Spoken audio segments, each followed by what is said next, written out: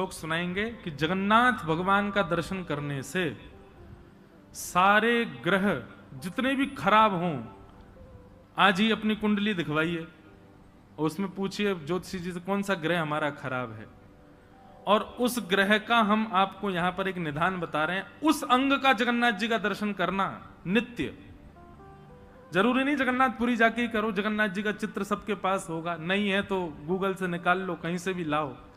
उस अंग का दर्शन नित्य करना प्रारंभ, आपका वो ग्रह अपने आप ठीक हो जाएगा। और एक बात सुनो, अकेले एक ग्रह को क्यों ठीक करो, सर्वांगीण अंग का दर्शन करो, सारे ग्रह अपने आप सम हो जाएंगे हमारे श्री जगन्नाथ जी का दर्शन करके। तो वर्णन करते हैं, बहुत ध्यान से सुनिए कि भास्करो दक्षिण नेत्रम वाम नेत्र विदुपनम मंगल नासिका क्षेत्रम वधूअधर एव च बृहस्पति तिलकम च स्वर्ण रत्न मंडितम शुक्र चतुशरः प्रोक्त शनि सर्वज्ञ विस्तरम साहु किरीट रूपम च मकराकृतरेव च केतुश्च भुजगांकारम कुंडली नागरूपकः एवं नव समाहार ग्रह साक्षात जगन्नाथम। श्री जगन्नाथ जी के रूप में सारे ग्रह, अब ध्यान से सुनना। सूर्य, ये सूर्य जो है ये जगन्नाथ भगवान का वाम नेत्र, ये सूर्य है। चंद्र जो है, सूर्य जो है ये दाहिना नेत्र है, और चंद्रमा जो है ये वाम नेत्र है। तो जब आप दाहिना नेत्र दर्शन करते हैं श्री जगन्नाथ जी का, आपका सूर्य ग्रह सम हो जाता है, और वाम नेत्र का दर्शन करते हैं तो चंद्र ग्रह सम हो जाता है। फिर मंगल ग्रह कौन सा है, बोले नासिका। श्री जगन्नाथ जी की जो नासिका है वो मंगल ग्रह का द्योतक है।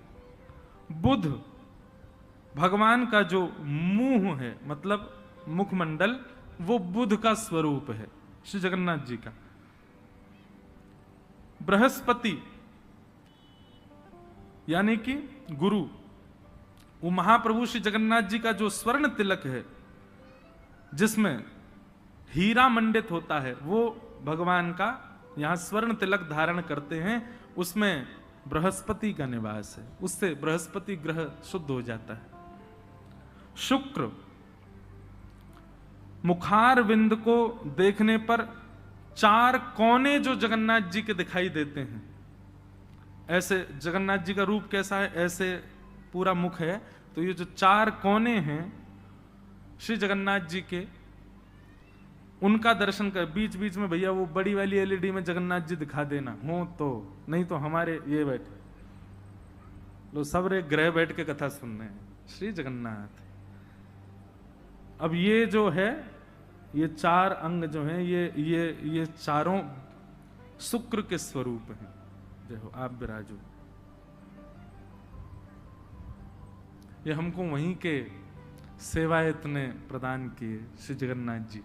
बोले इसके भाव से नित्य श्री जगन्नाथ जी आपकी कथा में रहेंगे, तो बहुत सुख मिलता है। श्री जगन्नाथ महाप्रभु कथा श्रवण करते हैं तो शुक्र यानी कि मुखमंडल के जो चारों कोने हैं उनका दर्शन करने से शुक्र ग्रह शुद्ध होता है।